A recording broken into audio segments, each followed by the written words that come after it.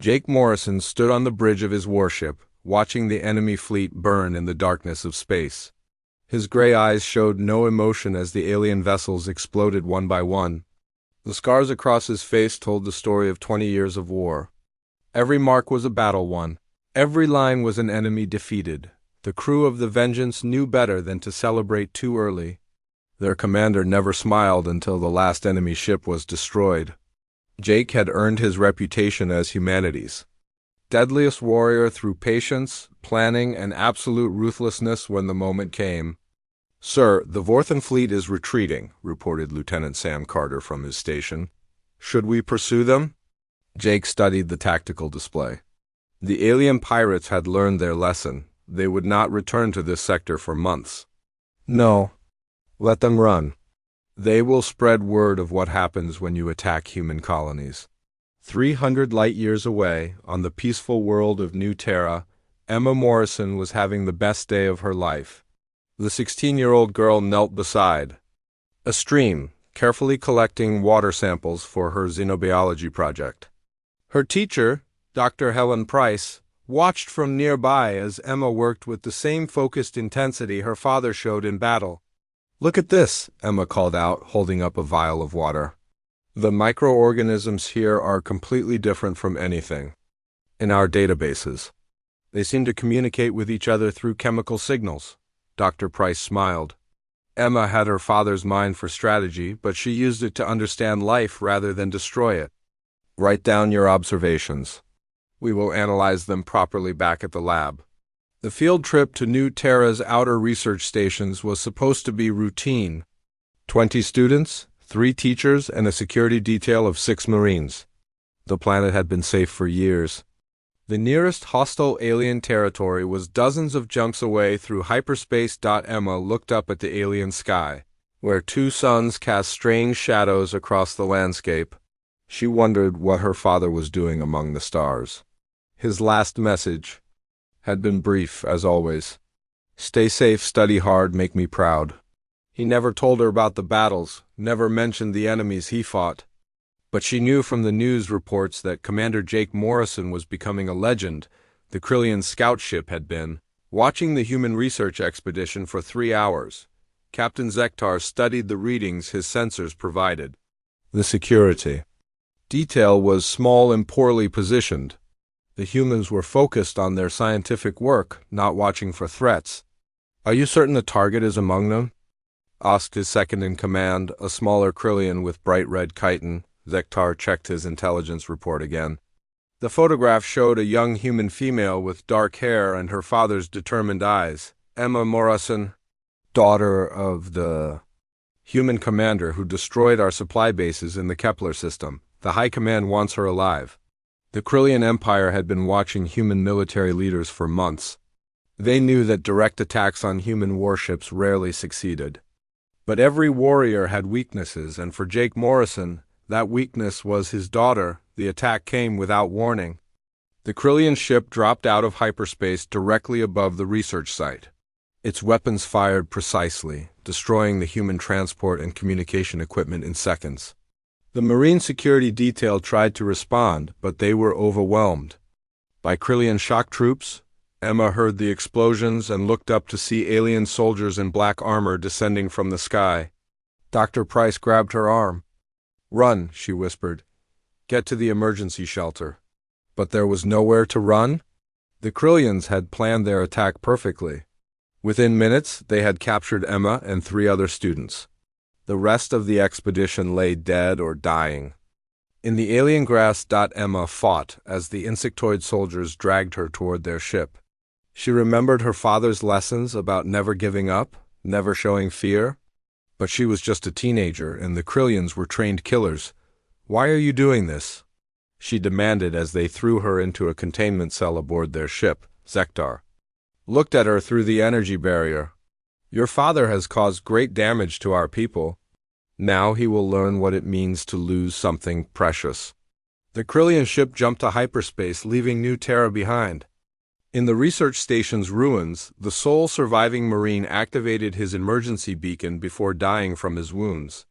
The message would take hours to reach Human Space Command. Jake Morrison was inspecting damage to his ship's hull when the priority message arrived. He read it twice, his expression never changing. Then he walked to his private quarters and closed the door. For 5 minutes, Jake Morrison allowed himself to feel. He thought about Emma's laugh, her endless questions. About alien life, her dreams of becoming a xenobiologist. He remembered teaching her to throw a punch, to think strategically, to never give up hope. Then he buried those feelings deep inside, and became the weapon that had terrorized the galaxy's enemies for 2 decades. Jake returned to the bridge with cold purpose in his eyes. His crew recognized the look. They had seen it before battles that made the history books. "Set course for the Krillian border," Jake ordered. "Maximum speed." "Sir," Lieutenant Carter asked carefully, "what about our mission here?" Jake Morrison looked at the stars ahead, calculating distances, fleet positions, and the time it would take to reach his daughter. "The mission has changed. Send a message to Admiral Sullivan. Tell her I need every ship, every weapon, and every favor she can give me. What should I tell her this is about?" Jake's voice was quiet, but every person on the bridge heard the promise of violence in his words. "Tell her they took my daughter. Tell her the galaxy is about to learn why that was a mistake." The vengeance turned toward Krillian space, followed by the rest of Jake's battle group. Behind them, the surviving Vorthan pirates counted themselves lucky to be alive. Ahead lay an empire that had just signed its own death warrant. Emma Morrison sat in her cell, staring at the stars through a small window. She did not know that her father was coming for her. She did not know that he would burn worlds to get her back. She only knew that she had to survive, no matter what the cost. The galaxy was about to discover what happened when someone threatened Jake Morrison's family. It was a lesson that would be written in fire and blood across 1,000 star systems. Jake Morrison stood in the war room of his flagship, studying the holographic map of Krillian space. Red dots marked enemy positions across 50 star systems. His tactical mind was already working, calculating the fastest way to reach his daughter. "Sir, Admiral Sullivan is on the secure channel," reported Lieutenant Carter. Jake pressed a button on the console. Admiral Kate Sullivan's weathered face appeared on the screen. She had trained Jake 20 years ago, turned him from an angry young soldier into humanity's most feared commander. "Jake, I got your message," she said. "I'm sorry about Emma, but you can't just charge into Krillian space with one battle group. It's suicide." "Then give me more ships," Jake replied. His voice was calm, but Sullivan could see the fire in his eyes. "The Senate won't approve a full-scale war over one kidnapping. You know how politics work." Jake leaned forward. "Kate, they took my daughter. I'm going to get her back, with or without official support. The only question is how many good people die because I don't have the resources I need." Sullivan was quiet for a long moment. She had seen Jake like this before, but never for something personal. "What do you need?" "Everything, ships, weapons, intelligence, and I need it fast. Every hour we wait, they move her deeper into their territory. I'll see what I can do." "But Jake, promise me you won't do anything stupid." Jake's smile was cold. "I'm going to do lots of stupid things. That's what makes them unpredictable." The call ended, and Jake began making more calls. Over the next 12 hours, he contacted every friend, every ally, every person who owed him a favor. The response surprised even him. Captain Lisa Hayes arrived first with her cruiser squadron. She had served under Jake for 5 years and knew him better than anyone. "What's the plan, sir?" "We're going to war," Jake said simply. "Not the kind of war the politicians want. Not the kind where we worry about casualties or collateral damage. We're going to show the Krillians what happens when they threaten human families." Lieutenant Commander Ryan Brooks came next, bringing his elite fighter wing. The best pilot in human space, he had saved Jake's life twice in the Centauri campaigns. "My boys are ready, sir. Just tell us where to point our guns." Colonel Amy Rodriguez arrived with her Special Forces team. These were the soldiers who had ended the Altarian rebellion, the ones who did the jobs that never made it into official reports. "Sir, we've been tracking Krillian movements. They're using the slave trade routes to move your daughter." Jake studied the intelligence reports. The Krillians controlled dozens of worlds where they kept slaves from conquered species. Finding Emma would be like searching for one grain of sand on a beach. "We need to make them tell us where she is," Jake said. "And the only way to do that is to hurt them so badly they have no choice?" Admiral Frank Peters was the biggest surprise. The old man had retired 5 years ago to a quiet farm on Earth, but when he heard about Emma's kidnapping, he came out of retirement with a full battle fleet. "Jake, I've known you since you were a lieutenant," Peters said. "You're the finest officer I've ever served with. But this isn't a military operation. This is personal." "Yes, sir, it is," Jake replied, "and that's what makes it dangerous. I'm not thinking like a soldier anymore. I'm thinking like a father," Peters nodded slowly. "Then God help the Krillians. Because I remember what you did to the Vorthan pirates when they attacked that colony ship." Jake's first target was the Krillian mining operation at Kepler 442b. The planet was heavily defended, but it was also a major source of rare metals for the Krillian war machine. More importantly, it held thousands of alien slaves who might have information about Emma. The attack came at dawn local time. Jake's forces dropped out of hyperspace in perfect formation. The Krillian defense fleet tried to respond, but they were outnumbered and outgunned. Colonel Rodriguez's special forces landed on the planet's surface while Ryan Brooks's fighters cleared the skies. The ground battle was swift and brutal. The Krillians had expected a rescue mission, not a full-scale invasion. Jake watched from his flagship as the mining facilities exploded. "Free the slaves," he ordered. "But kill every Krillian you find? No prisoners?" Lisa Hayes looked at him with concern. "Sir, some of those Krillians might have information about Emma. The dead ones will send a message to the living ones," Jake replied. "They'll know I'm serious." The freed slaves were a mixture of species from across the galaxy. Most had been prisoners for years, worked nearly to death in the mines. When they learned that humans had come to free them, many wept. An old Altarian approached Jake as he toured the liberated facilities. "Commander Morrison, we heard about your daughter. Word is spreading through the slave networks. The Krillians are scared." "Good," Jake said. "They should be scared? This is just the beginning?"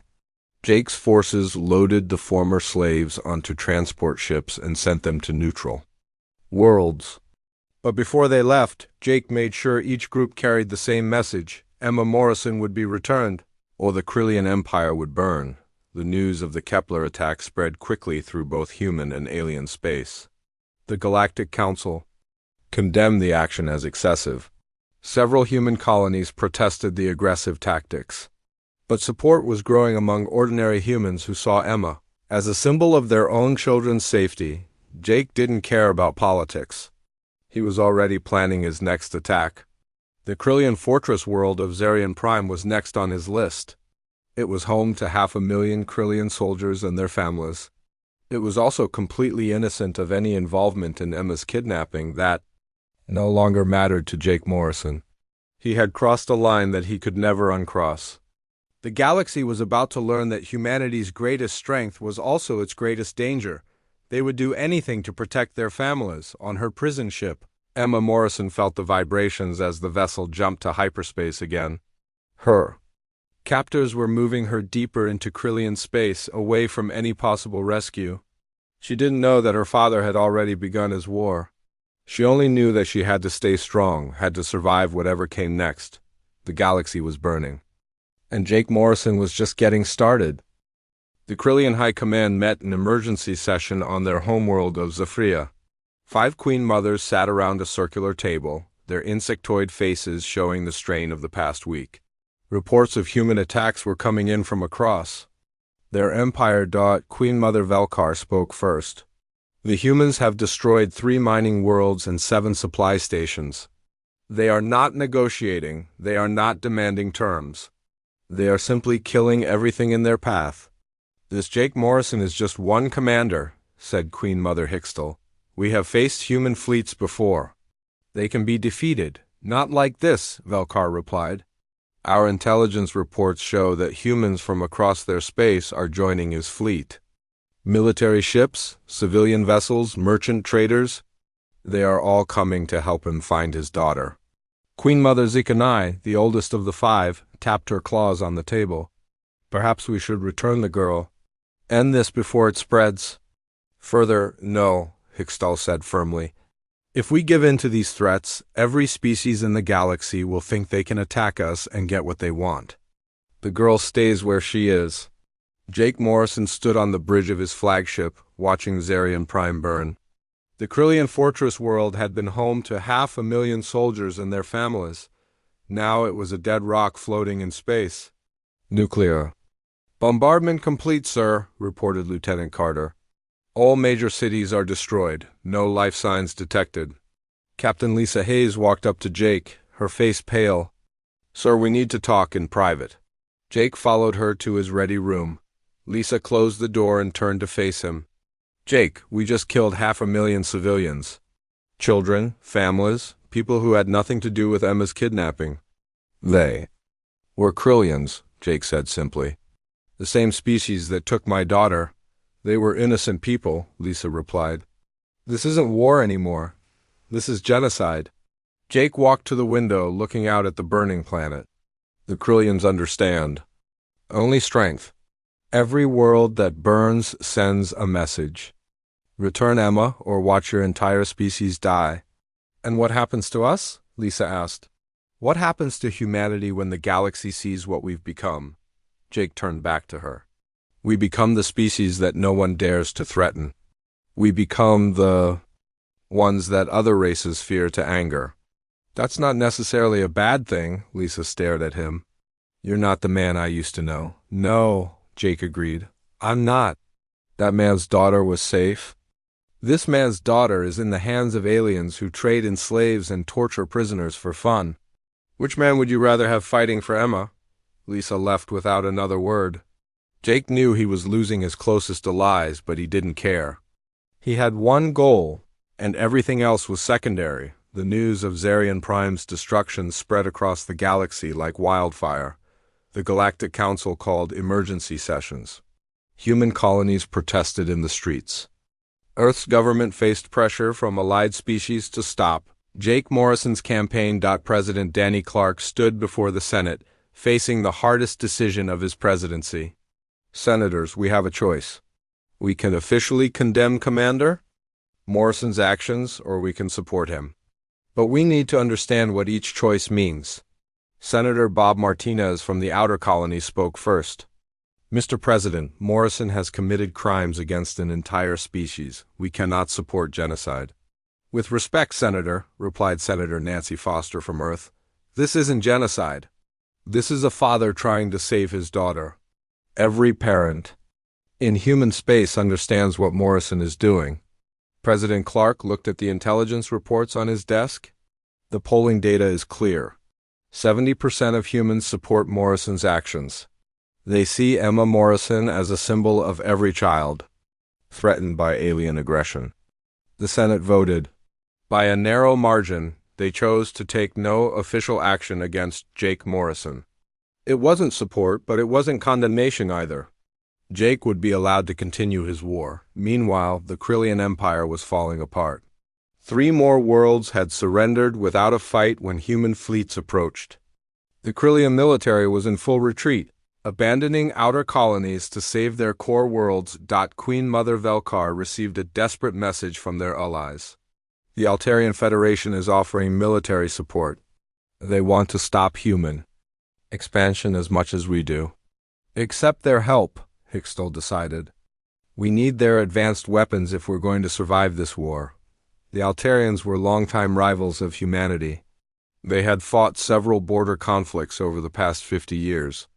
Their technology was different from human designs, focusing on energy weapons and shield systems. Admiral Korax of the Altarian fleet met with the Krillian commanders on the border world of Nexus Station. We will provide you with quantum torpedoes and phase shields. But in return, we want access to your slave markets after this war ends. Agreed, said General Vekvar, the Krillian military leader. When do your ships arrive? They're already here, Korax smiled. 200 ships with more coming. Let's see how the humans handle a real fight.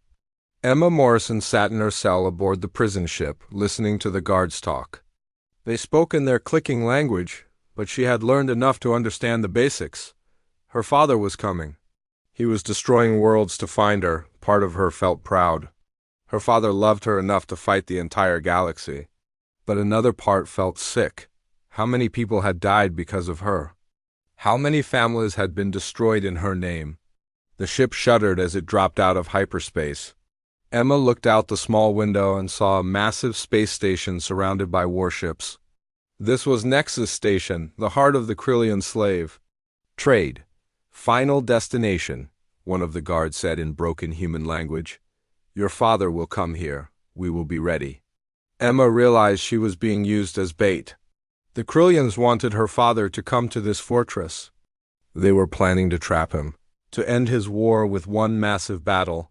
She pressed her face against the window, looking at the alien ships preparing for war. Her father was walking into a trap, and there was nothing she could do to warn him, but Emma Morrison was her father's daughter. She began to plan. If she was going to be bait, she would be dangerous bait. The Krillians were about to learn that the Morrison family was full of surprises. The galaxy watched and waited as two massive fleets prepared to clash at Nexus Station. The battle would decide not just Emma's fate, but the future of human-alien relations for generations to come. Captain Lisa Hayes stood in the shuttle bay of the Vengeance, watching her belongings being loaded onto a transport ship. Around her, other officers were doing the same thing.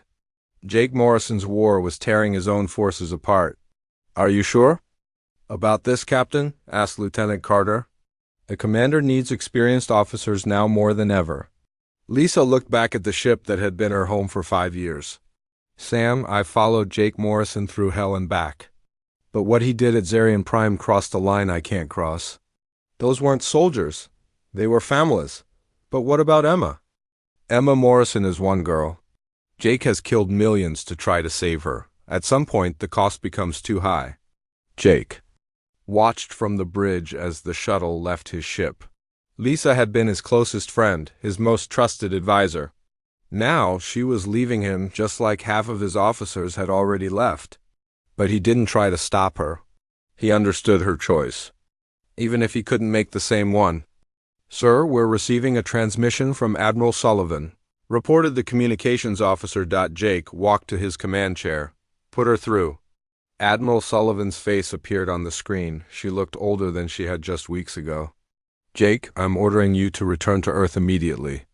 The Senate has changed its mind. They want you to face a military tribunal. I can't do that, Kate. My daughter is still out there. Jake, you've destroyed 7 Krillian worlds. You've killed over 2 million people. The galaxy is united against you. Says 3 alien species have broken off diplomatic relations with humanity. We're facing economic sanctions that could destroy our colonies. Jake studied the star chart on his screen. Then maybe they should have thought about that before they let the Krillians kidnap a human child. This has to stop. You're not just destroying the Krillians. You're destroying everything we've built in 50 years of space exploration. Admiral, with respect, I don't care about politics right now. I care about my daughter. Sullivan's voice was cold. Then you're relieved of command. I'm sending ships to arrest you. Jake smiled grimly. You're welcome to try. But I should warn you, Kate, I'm not the same man who used to follow orders without question. I'm a father whose child is in danger. And I'll fight anyone who tries to stop me from saving her. The communication ended. Jake turned to his remaining crew. Anyone who wants to leave with Admiral Sullivan's ships can go. No questions asked. But anyone who stays is committed to this fight until Emma comes home. To his surprise, most of the crew stayed. They had seen the intelligence reports about Krillian slave camps. They knew what Emma was facing. They were willing to risk everything to save her. On Earth, protests filled the streets of major cities. Some people demanded that Jake Morrison be stopped. Others called him a hero. Families with children in the outer colonies understood his desperation. They knew that if aliens could take Emma Morrison, they could take any human child. President Clark faced his cabinet in the White House Situation Room. The polls are clear. 60% of humans still support Morrison's actions. But we're facing a crisis that could destroy human civilization. Secretary of State Maria Lopez placed a report on the table. Mr. President, the Altarian Federation has formally declared war on humanity. They're mobilizing their entire fleet to support the Krillians. How many ships are we talking about? Asked Defense Secretary Tom Wilson. Over 300 vessels, sir, including their new dreadnought battleships. If they combine with the remaining Krillian forces, they could outnumber Morrison's fleet 3-1. President Clark rubbed his temples. What about our official fleet? Can we help Morrison without starting a galactic war? We're already in a galactic war, sir, Lopez replied. The question is whether we fight it united or divided. At Nexus Station, Emma Morrison was moved to a maximum security cell in the station's core. The facility was massive, home to over 1 million slaves from dozens of species.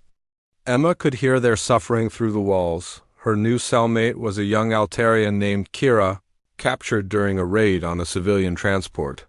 You're the human girl everyone's talking about, Kira said.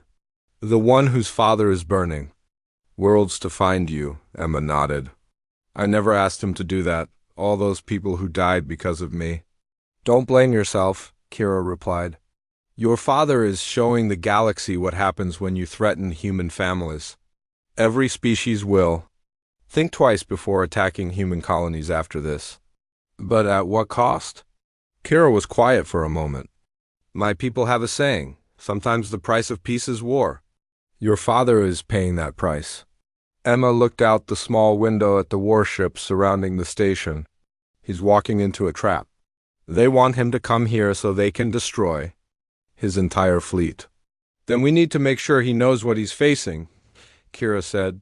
The guards here are stupid. They think we're just helpless prisoners. But I was a communications officer before they captured me. I know how to send messages. Emma felt hope for the first time in weeks. Can you reach my father's ship? Maybe, but we'll need to get to the station's main communication array, and that means fighting our way through hundreds of guards. Emma thought about her father's lessons on strategy and survival. Then we better start planning, because I'm not going to sit here and watch him die trying to save me. The two prisoners began to plot their escape. They didn't know that Jake Morrison's fleet was already approaching Nexus Station. They didn't know that the largest space battle in galactic history was about to begin, but they knew they had to try. Emma Morrison was her father's daughter, and she would not give up without a fight. The galaxy held its breath as human, and alien fleets prepared for the final confrontation. The fate of Emma Morrison, and perhaps the future of human civilization, would be decided in the space around Nexus Station. Jake Morrison stood on his bridge, watching the enemy ships arrange themselves for battle. He had come too far to turn. Back now, his daughter was somewhere in that massive station, and he would tear it apart with his bare hands if necessary to get her back. The war was about to reach its climax. The Battle of Nexus Station began at dawn, ship time. Jake Morrison's fleet of 300 vessels faced a combined force of Krillian and Altarian ships numbering over 800. The odds were impossible, but Jake had stopped caring about odds weeks ago. All ships, this is Morrison, he broadcast to his fleet. My daughter is in that station. Every shot you fire, every risk you take, brings her closer to freedom. Today we show the galaxy what happens when you threaten a human family. The first exchange of fire lit up space like a deadly fireworks display. Human plasma cannons met Altarian energy beams and Krillian missile swarms. Ships exploded on both sides as the two fleets tore into each other. Lieutenant Commander Ryan Brooks led his fighter squadrons through the chaos, targeting the enemy's heavy cruisers. This is for Emma Morrison, he said over the comm as his fighters dove into the heart of the enemy formation inside Nexus Station. Emma Morrison and Kira crawled through maintenance tunnels toward the communication center. The station shook with each explosion from the battle outside. Emergency lights flickered as power systems failed. The fighting is getting closer, Kira whispered. The station's shields are failing. Emma checked her makeshift weapon, a piece of metal piping she had torn from the tunnel wall. Good, maybe the confusion will help us reach the comm center. They reached a junction where two guards stood watch. Emma and Kira attacked without warning, using tactics Emma had learned from her father's training. The guards fell quickly more surprised than prepared. I never thought I could kill someone, Emma said, looking at the unconscious Krillian. War changes everyone, Kira replied. Your father learned that. Now you're learning it too. Outside, the battle was turning into a slaughter. Jake's forces were outnumbered, but they fought with the desperation of people who had nothing left to lose. Human ships rammed enemy vessels when their weapons failed. Pilots flew suicide missions to take out key targets. Admiral Korax of the Altarian fleet watched his battle plan fall apart. These humans fight like madmen. They should have retreated by now. They're not fighting for territory or resources, replied General Vekvar. They're fighting for one of their young. It makes them unpredictable. Jake Morrison's flagship took heavy damage as three enemy cruisers focused fire on it. The bridge shook with each hit, but Jake remained calm. Target their command ship. All remaining power to forward guns. Sir, we're down to 30% power, reported Lieutenant Carter. We can't take much more of this. We don't need to survive, Jake said. We just need to win. Emma and Kira reached the communication center to find it heavily guarded. 12 Krillian soldiers stood between them and the equipment they needed. Emma looked at the odds and smiled grimly. Her father had taught her to always find a way to win, no matter how impossible it seemed. The ventilation system, she whispered to Kira. Can you access the station's life support from here? Kira studied the control panels. Yes, but why? Because these tunnels connect to every part of the station, including the detention levels where thousands of slaves are being held. Emma began working on the environmental controls. What if we release all the prisoners at once? Create chaos throughout the station? That could work, Kira said. But it will also put all those people in danger. Emma thought about her father's lessons on command decisions. Sometimes you have to risk everything to save anything. Help me override these locks. The two girls worked frantically as the battle raged outside. One by one, they unlocked cell blocks throughout the massive station. Alarms began blaring as thousands of prisoners realized their doors were open. The Krillian guards found themselves facing a station-wide revolt. Slaves from dozens of species poured into the corridors, overwhelming their captors through sheer numbers. The organized defense of Nexus Station collapsed into chaos. Emma and Kira fought their way to the main communication array. Emma's hands shook as she activated the emergency broadcast system. This is Emma Morrison calling any human ships. In Nexus Station, detention level 7. The station's defenses are down. All prisoners have been freed. Dad, if you can hear this, I'm okay. But you need to stop this war. Too many people have died because of me. Jake Morrison heard his daughter's voice over the comm and felt tears in his eyes for the first time in weeks. She was alive. She was fighting. She was everything he had raised her to be. All ships, concentrate fire on Nexus Station's docking bays, he ordered. Prepare boarding parties. We're going in. The final assault on Nexus Station was swift and brutal.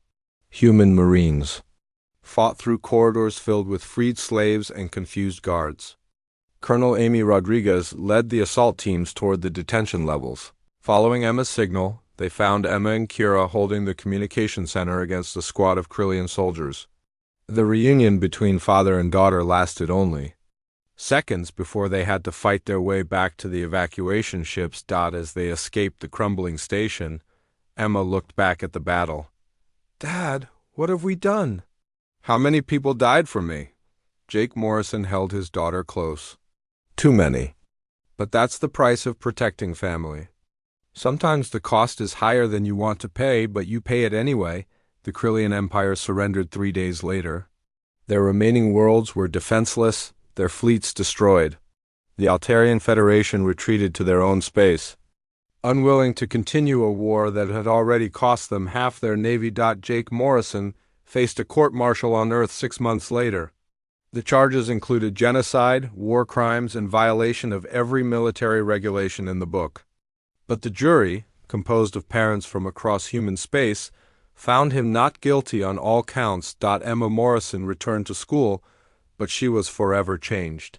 She became a voice for peace, working to prevent the kind of war that had been fought in her name.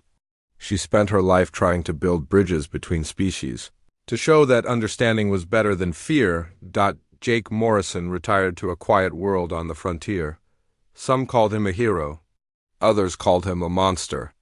But everyone agreed on one thing: he had shown the galaxy that humanity would do anything to protect their families. The galaxy learned to be very careful about threatening human children, because if they took one, they might face the wrath of an entire species willing to burn the stars to get them back.